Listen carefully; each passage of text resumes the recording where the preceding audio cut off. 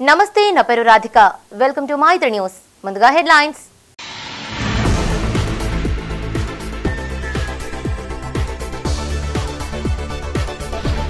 విలీనాన్ని వ్యతిరేకిస్తున్న దుర్షేట్ గోపాల్పూర్ ప్రజలు నిలిపివేయాలంటూ ఎమ్మెల్యే గంగులకు వినతి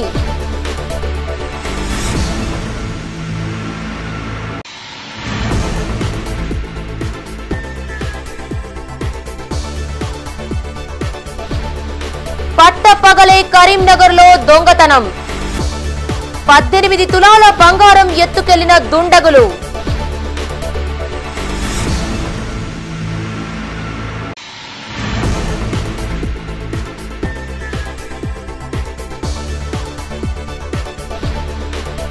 అవినీతిపై సమగ్ర విచారణ జరపాలన్న చల్లా హరిశంకర్ మున్సిపల్ అధికారులు కాంట్రాక్టర్ కుమ్మక్కయ్యారని ఆరోపణ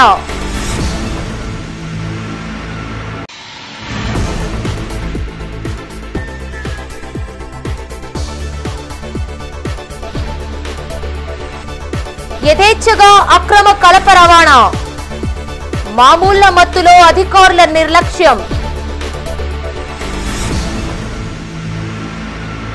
ఇక వార్తల వివరాలు కార్పొరేషన్లో గ్రామాలను విలీనం చేయడాన్ని పలు గ్రామాలు తీవ్రంగా వ్యతిరేకిస్తున్నాయి.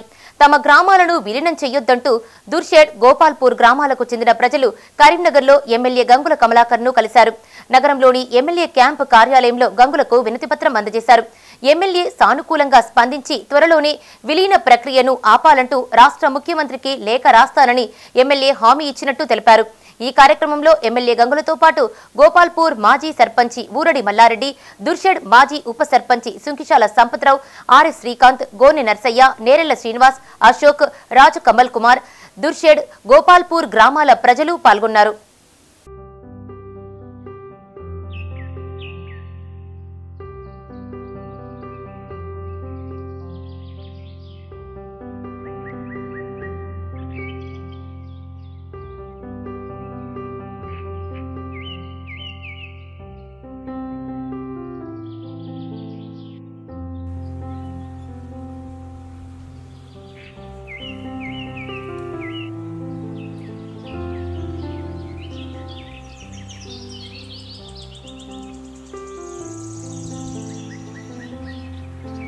అవినీతికి పాల్పడ్డ కాంట్రాక్టర్ అధికారులపై చర్యలు తీసుకోవాలని నగర బీఆర్ఎస్ అధ్యక్షుడు చల్లా హరిశంకర్ డిమాండ్ చేశారు.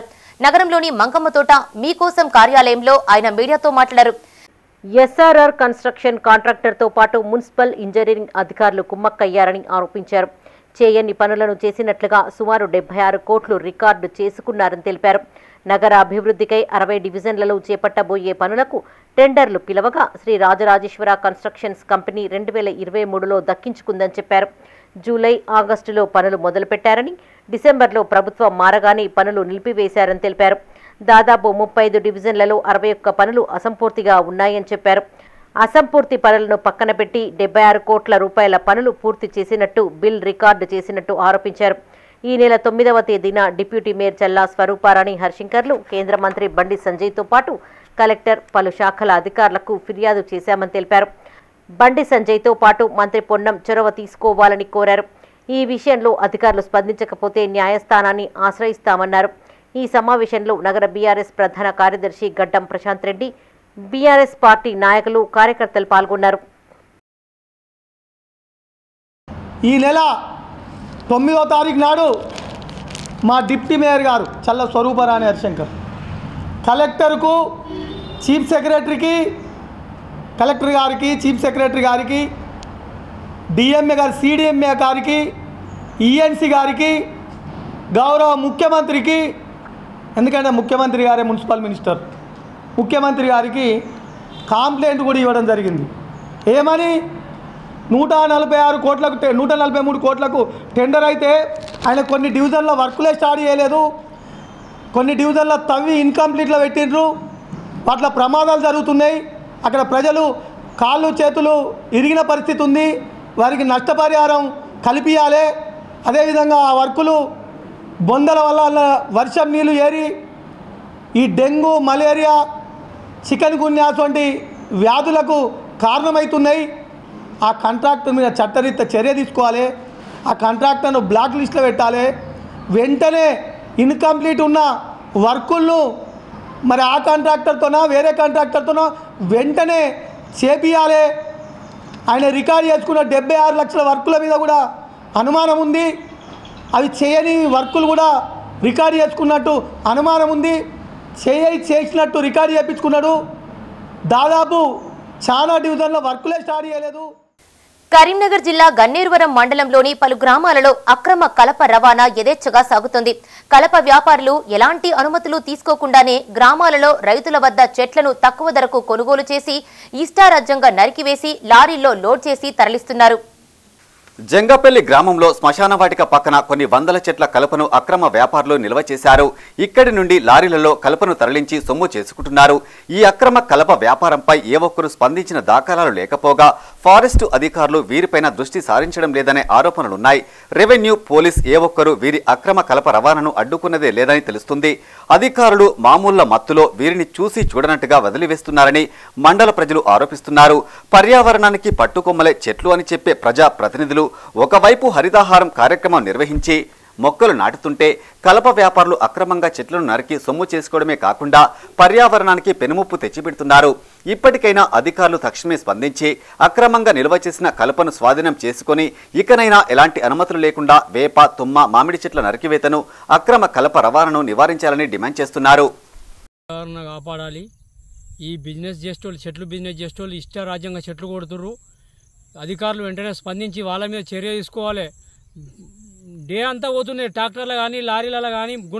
జంగపల్లి కాడ అయితే లారీలు ఆ జంగపల్లి ఎస్సీ కాలనీ పక్కపొంటి ఇష్టారాజ్యంగా అన్లోడ్ చేసిరు. ఈ కలప ఏడికి తరిపోతుంది. అధికారులు ఎక్కడ ఉన్నారు? అధికారులు వెంటనే స్పందించాలి. మరి వాళ్ళు మీరు కుమ్మెక్కాయ అధికారులను మీరు మన బిజినెస్ చేసేటోళ్ళు కుమ్మెక్కాయిరా. ఇది ఏ రకంగా పోతుంది? కలప ఇష్టారాజ్యంగా కలప తరలిస్తురు. ఈ పర్యావరణ అంటారు, ఏడ కాపాడుతారు. చెట్లు పెట్టుడు, వాళ్ళు బిజినెస్ చేసే వాళ్ళు వచ్చి కొట్టుకపోవడు. వెంటనే అధికారులు వాళ్ళ మీద చర్య తీసుకోవాలి. అక్కడనే కాపాడాలి. కరీంనగర్లో పట్టపగలే భారీ దొంగతనం జరిగింది. నగరంలోని రామ్నగర్, ప్రగతి నగర్లో పిట్టల ప్రశాంత్ అనే గ్రానైట్ వ్యాపారి గృహంలో గుర్తు తెలియని దుండగులు 18 తులాల బంగారం ఎత్తుకెళ్లారు. ముందు భాగాన వేసిన తాళం వేసినట్లుగానే ఉండగా వెనక నుండి దొంగతనం చేసినట్టు తెలుస్తోంది. పట్టపగలే దొంగతనం జరగడంతో పోలీసులు అప్రమత్తమయ్యారు. 2 టౌన్ పోలీసులు ఘటనా స్థలానికి చేరుకుని విచారణ చేపడుతున్నారు.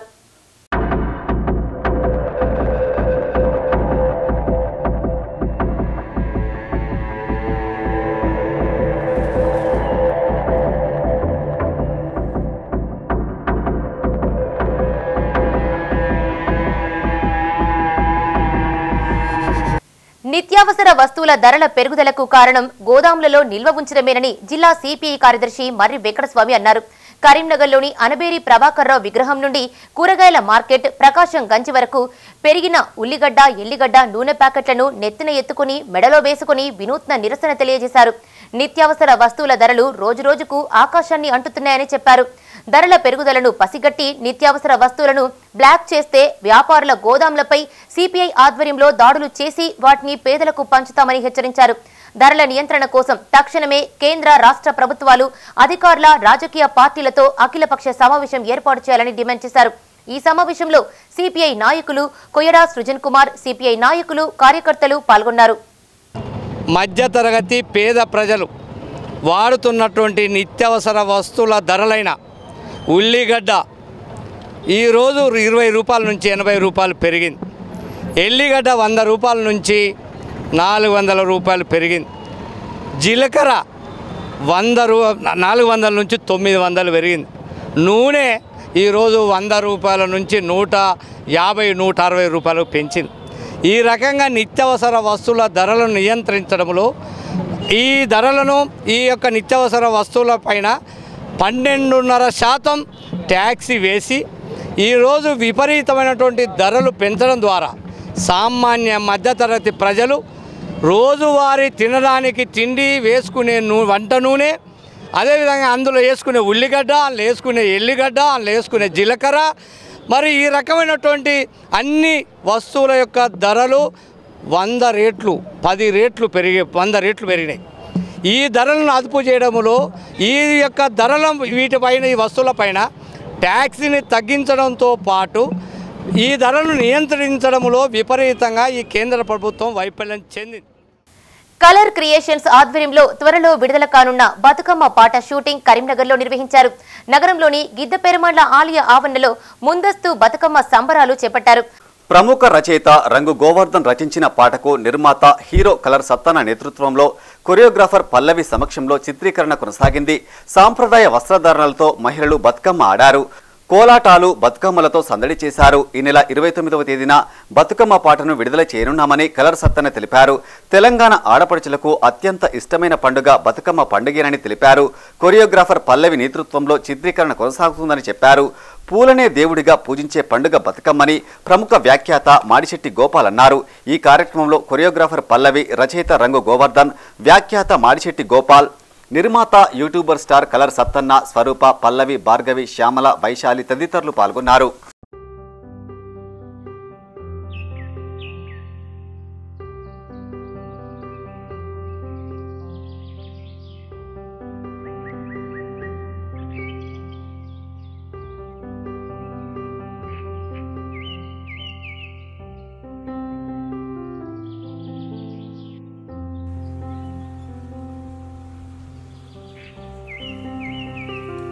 బతుకమ్మ పాట షూట్ చేయడం జరుగుతుంది. మీరందరూ ఈ పాటను చూసి ఆదరించగలరని మా కోరిక.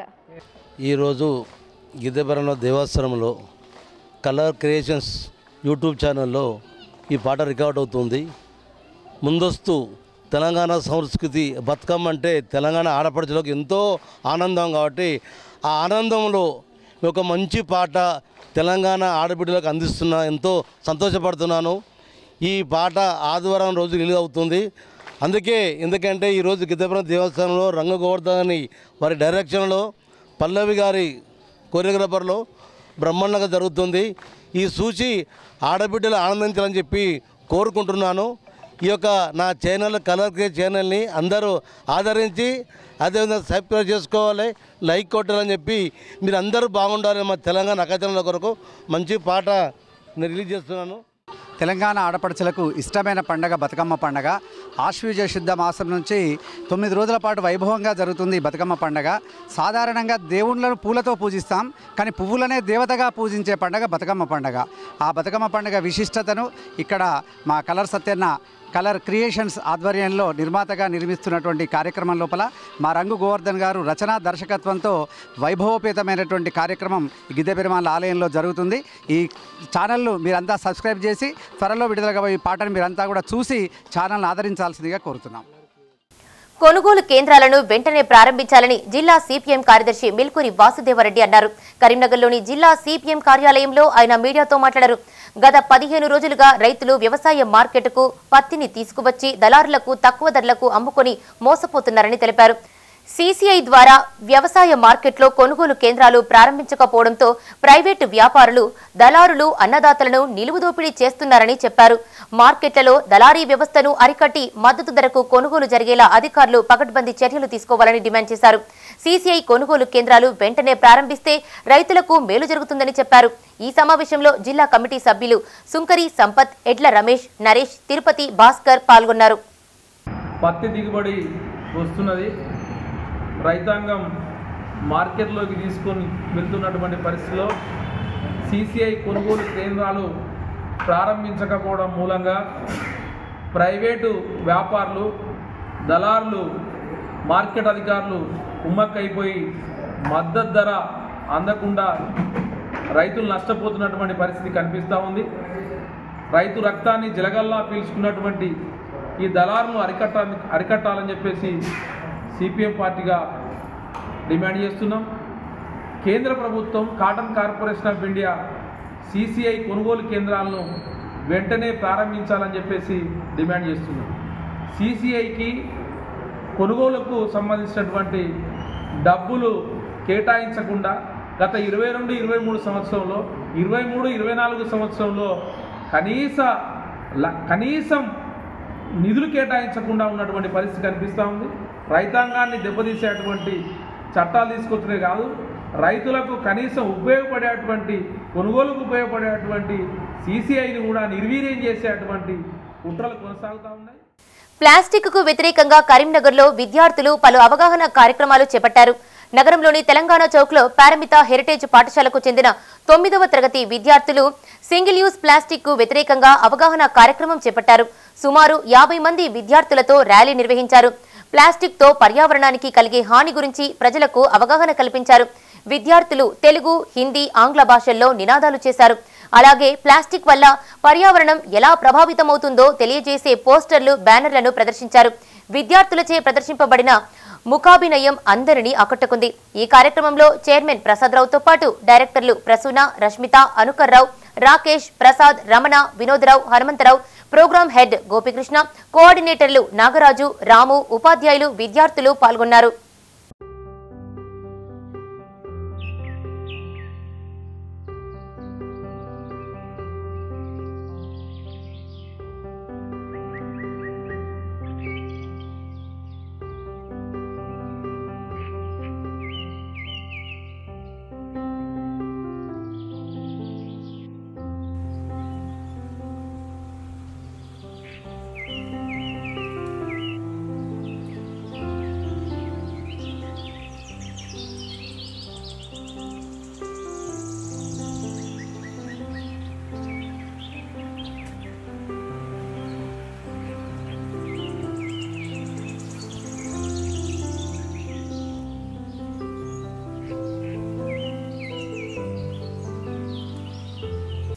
అంతర్జాతీయ చెస్ కాంపిటీషన్స్ లో భారత క్రీడాకారులు బంగారు పతకాలు సాధించినందుకు గాను కరీంనగర్ లో సంబరాలు జరుపుకున్నారు.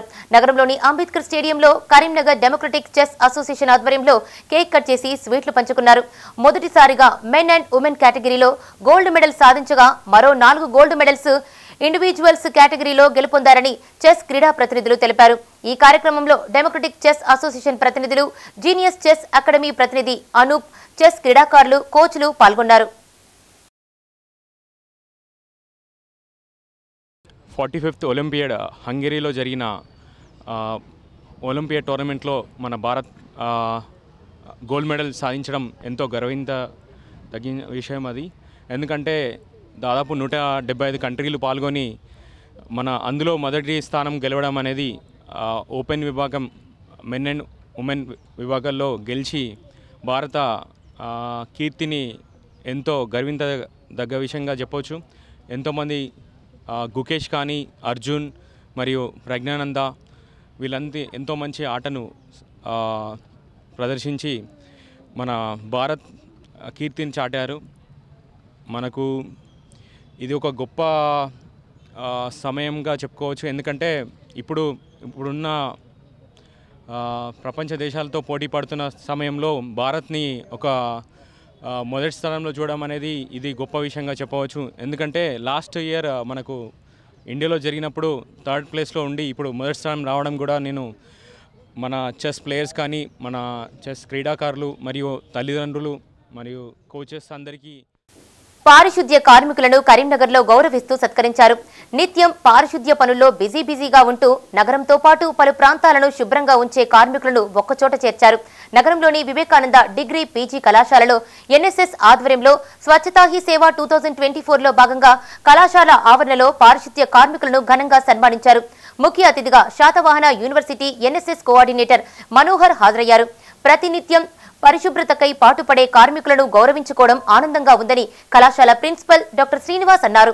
ఈ కార్యక్రమంలో కళాశాల ఎన్ఎస్ఎస్ ప్రోగ్రాం అధికారులు Danapuri Sagar, Bairam Mahesh, Sampath Kumar, AO B Shravan Kumar, NSS volunteers, విద్యార్థులు పాల్గొన్నారు.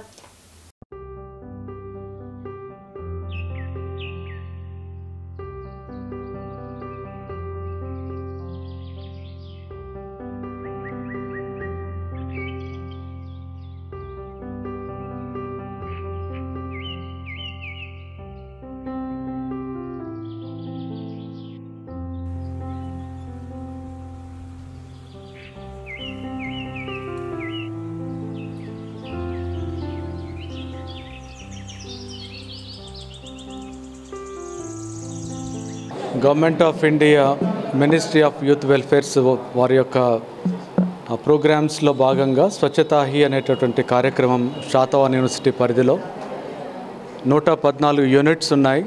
అలాంటి యూనిట్స్లో ఇక్కడ ఉన్నటువంటి వివేకానంద డిగ్రీ కాలేజ్లో కూడా 2 యూనిట్స్ ఉన్నాయి.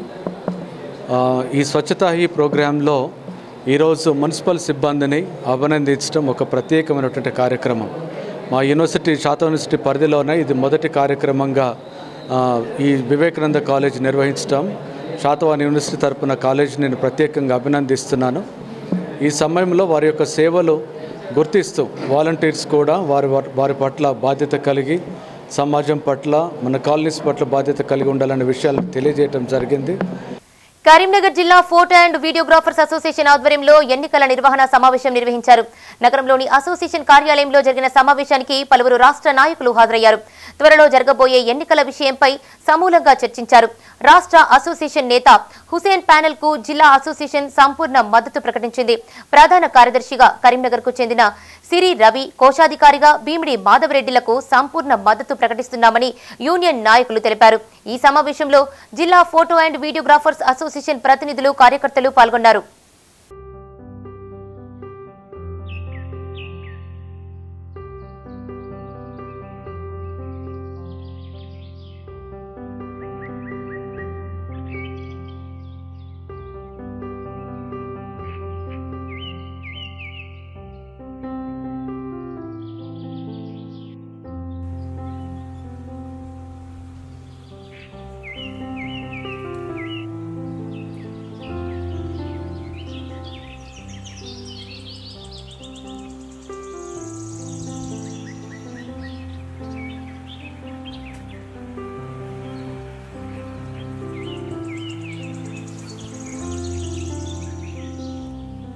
ఈ నెల 27న హైదరాబాద్లో జరగబోయే విద్యార్థి గర్జన సభను జయప్రదం చేయాలని రాష్ట్ర ఎస్ఎఫ్ఐ గర్ల్స్ కన్వీనర్ మక్కపల్లి పూజ అన్నారు.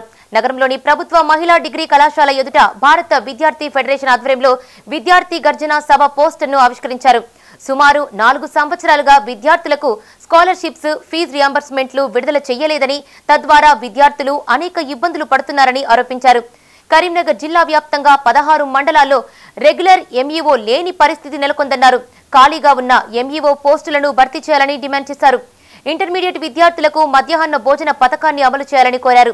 ఈ కార్యక్రమంలో జిల్లా కమిటీ సభ్యురాలు మానస, సారిక, అంజలి, లావణ్య, శృతి పాల్గొన్నారు.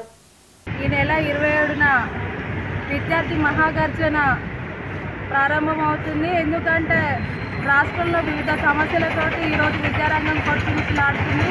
కనీసం ఫీజు రియంబర్స్మెంట్, స్కాలర్షిప్ రాని పరిస్థితి ఏర్పడుతుంది. ఇప్పటికీ పెండింగ్లో 8,000 కోట్లు పెండింగ్లో ఫీజు రియంబర్స్మెంట్, స్కాలర్షిప్ ఉంది. కాబట్టి పెండింగ్లో ఉన్న ఫీజు రియంబర్స్మెంట్, స్కాలర్షిప్ రిలీజ్ చేయాలి. అదేవిధంగా ఖాళీగా ఉన్న పోస్టులను భర్తీ చేయాలి. అదేవిధంగా అద్దె భవనంలో హాస్టళ్లకు సొంత భవనం నిర్మించాలి. ఈరోజు హాస్టళ్లలో న్యూట్రిషన్ ఫుడ్ అందక అమ్మాయిలు ఆరోగ్య సమస్యలకు గురవుతున్న పరిస్థితి ఉంది. కాబట్టి మెస్ ఛార్జీలు, కాస్మెటిక్ ఛార్జీలు పెంచాలి. అదేవిధంగా యూనివర్సిటీకి వీసీని కేటాయించాలి. ప్రతి ఒక్క హాస్టల్ సమస్యలను పరిష్కరించాలి. అమ్మాయిలకు పాకెట్ మనీ రిలీజ్ చేయాలి. కేజీబీ హాస్టల్ సమస్యలను పరిష్కరించాలి. అదేవిధంగా అమ్మాయిల హాస్టళ్లలో ఉచితంగా శానిటరీ నాప్కిన్స్ అందించాలని చెప్పేసి. కరీంనగర్లోని పలు ప్రాంతాల్లో జొన్న రొట్టె తయారీ కేంద్రాలు రోడ్లపై దర్శనమిస్తున్నాయి. దీని ప్రాముఖ్యత తెలియాలంటే మన పెద్దలను అడగాల్సిందే. ఆరోగ్యంలో కీలకంగా వ్యవహరించే జొన్న రొట్టెలు ప్రస్తుతం కరీంనగర్లో విరివిగా లభిస్తున్నాయి. రోడ్లపై జీవనోపాధి పొందుతూ జొన్న రొట్టె తయారీ చేస్తున్న మహిళలపై ప్రత్యేక కథనం ఇప్పుడు చూద్దాం.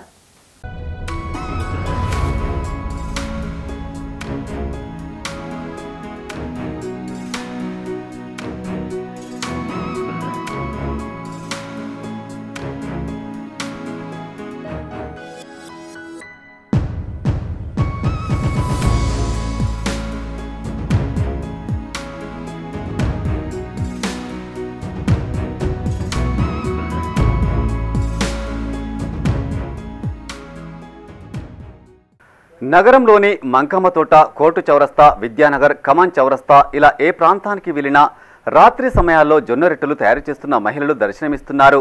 ప్రతిరోజు సాయంత్రం 5 గంటల నుండి దాదాపు 10 గంటల వరకు జొన్న రొట్టెలు అమ్ముతూ మహిళలు, వృద్ధులు జీవనోపాధి పొందుతున్నారు. దండపల్లి మండలం ఇక్కడ రెంట్కుంటాం, బతుకటానికే వచ్చినాం మేము ఇక్కడికి. నేను, మా ఆయన, మా అబ్బాయి, మాకు ఇదే జీవనాధారం. ప్రతిరోజు సుమారు 5 గంటల పాటు కష్టపడితే రోజు 300 నుండి 500 రూపాయలు సంపాదిస్తున్నామని జొన్న రొట్టెలు తయారు చేసి అమ్మే మహిళలు చెబుతున్నారు. కూలీ చేసుకోవడం మానేసి రోజు జొన్న రొట్టెలు చేస్తున్నామని తెలిపారు. కొందరు ముందుగానే ఆర్డర్ చేసి తీసుకెళ్తుంటారని చెప్పారు. షుగర్, బీపీ, జ్వరాలు, మలేరియా, టైఫాయిడ్ల కారణంగా ఆరోగ్యంపై దృష్టి పెడుతూ జొన్న రొట్టెలు తింటున్నారని తెలిపారు. వేడి నీళ్ళలో పిండిని నానబెట్టి పిండిని కలుపుతూ తర్వాత రొట్టెలు తయారు చేస్తామని చెప్పారు. ఇందులో నంజుకునేందుకు ఎల్లిపాయతో చేసిన కారం అందిస్తామని తెలిపారు. తద్వారా నోటికి రుచి కలుగుతుందన్నారు.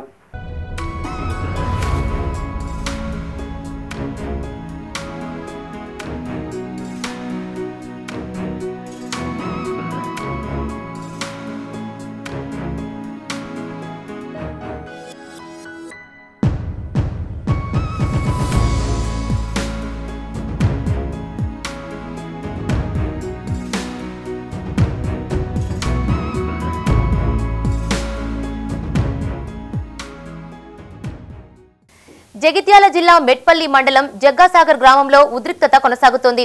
ఏనుగుల ప్రభాస్ అనే యువకుడు చికిత్స పొందుతూ మరణించగా మృతికి కారణం తల్లేనంటూ గ్రామ మహిళలు దాడి చేశారు.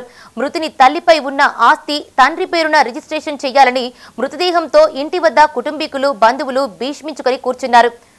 తన భార్యతో పాటు మరో వ్యక్తితో కలిసి తన కొడుకును పురుగుల మందు తాగించి చంపేశారని తండ్రి ప్రతాప్ రెడ్డి ఆరోపించారు. భూమి, ఇంటిని తన పేరిట రిజిస్ట్రేషన్ చేసిన తర్వాతే కుమారుని అంత్యక్రియలు జరపాలని తండ్రి డిమాండ్ చేశారు.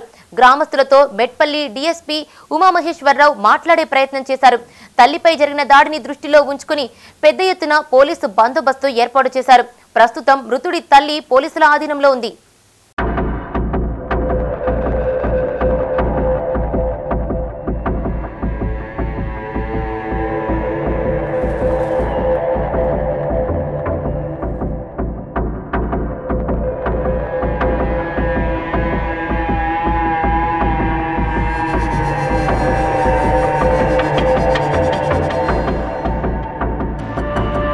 రాజన్న సిరిసిల్ల జిల్లా ముస్తాబాద్లో శ్రీ రేణుకా ఎల్లమ్మ తల్లి ఆలయం వద్ద కాంగ్రెస్ సిరిసిల్ల నియోజకవర్గ ఇన్ఛార్జి కేకే మహేందర్ రెడ్డి సహకారంతో ఏర్పాటు చేసిన ఐమాస్ లైట్లను గౌడ సంఘం సభ్యులతో కలిసి పార్టీ రాష్ట్ర నాయకులు ప్రారంభించారు. ఈ సందర్భంగా వారు మాట్లాడుతూ కాంగ్రెస్ పార్టీ అన్ని వర్గాల అభ్యున్నతికి కృషి చేస్తోందన్నారు. త్వరలోనే ఆలయం చుట్టూ సీసీ రోడ్డు పనులను ప్రారంభిస్తామన్నారు. కల్లుగీత కార్మికుల కోసం రేవంత్ సర్కారు ప్రవేశపెడుతున్న పథకాలను వినియోగించుకోవాలని కోరారు. ఈ కార్యక్రమంలో గౌడ సంఘం మండల అధ్యక్షులు కొండా యాదగిరి గౌడ్, పట్టణ అధ్యక్షులు తాళ్లపల్లి శ్రీనివాస్ గౌడ్, నాయకులు బాలరెడ్డి, యూత్ అధ్యక్షులు నరేష్, ఎన్ఎస్యుఐ నాయకులు పాల్గొన్నారు. వచ్చి ఏ కోరికలు కోరుకున్నా ఖచ్చితంగా నెరవేరుతూ ఉంటాయి. ఈ యొక్క ఎల్లమ్మ తల్లి దగ్గర చీకటిగా ఉందని చెప్పి గౌడ సంఘం సభ్యులందరూ కోరగానే గౌరవనీయులు సిరిసిల్ల నియోజకవర్గ ఇన్ఛార్జు మహేందర్ అన్న గారు ఖచ్చితంగా లైట్ వేపిస్తా అని చెప్పి చెప్పగానే మరి స్పెషల్ డెవలప్మెంట్ ఫండ్ కింద 1,00,000 రూపాయలతోటి ఇట్టి ఐమాస్ లైట్లను ఈరోజు ఏర్పాటు చేసి నూతనంగా దీన్ని ఓపెన్ చేయడం జరిగింది. మరి ఈ యొక్క ఎల్లమ్మ తల్లి గుడి చుట్టూ సీసీ రోడ్డు కూడా. బులెటిన్ ముగించే ముందు హెడ్లైన్స్ మరొకసారి.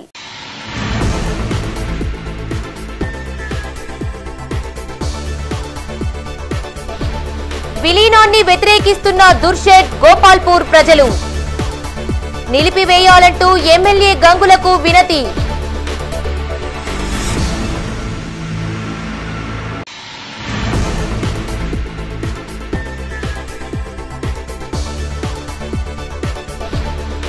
పట్టపగలే కరీంనగర్లో దొంగతనం, 18 తులాల బంగారం ఎత్తుకెళ్లిన దుండగులు.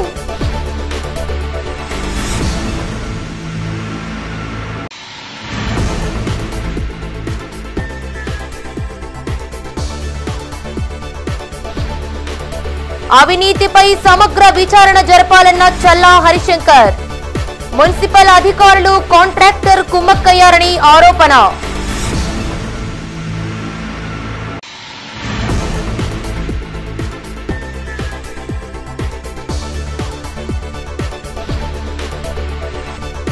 యథేచ్ఛగా అక్రమ కలప రవాణా, మామూళ్ల మత్తులో అధికారుల నిర్లక్ష్యం.